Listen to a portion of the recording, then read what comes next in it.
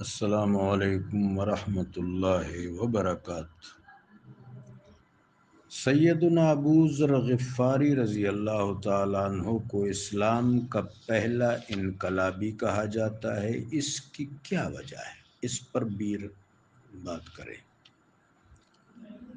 سیدنا ابو ذر غفاری رضی اللہ تعالیٰ عنہ مسیح الاسلام اور مصداق کی امت ہے۔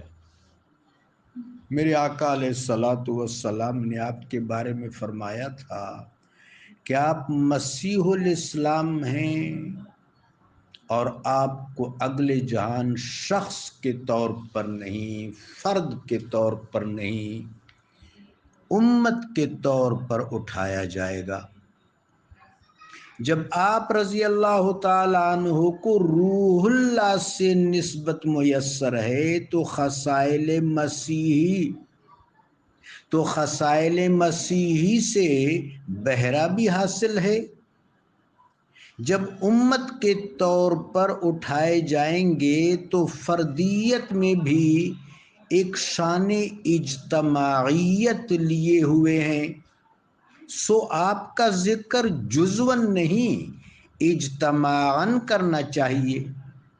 ترقی پسندوں اور اہل اشتمال، سوشلسٹس، کمیونسٹس کا آپ کو انقلابی یا مسلم سوشلسٹ کہنا دراصل آپ کے معاشی مساوات اور اقتصادی رواداری کے رہین منت ہے، سو یہ ان کی اپروچ ہے۔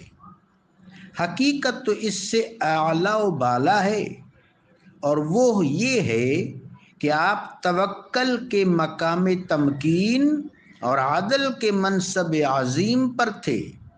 اس کی مثال یوں لے لیجئے جیسے اکثر حریت پسند غیر مسلم لیڈرز امام عالی مقام علیہ الصلاۃ والسلام کو اپنا پیشوا کہتے ہیں، اور حق بھی یہی ہے۔ یہ عظیم ہستیاں صرف امت مسلمہ کی نہیں، امت دعوت کو بھی صالح معاشرہ کی تحریک فراہم کرتی ہیں۔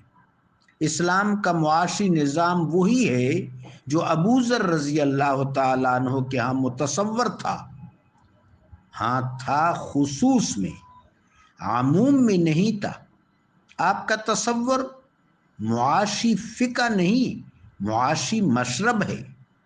اس کو باب العلم سمجھتے تھے، یا مصاحبین باب العلم مقداد و عمار و بلال و سلمان رضی اللہ تعالی عنہم سمجھتے تھے۔ یہ مشرب نہ ملوک جانتے ہیں اور نہ ہی مملوک۔ اشتمالیوں کی بس کی بات کب ہے؟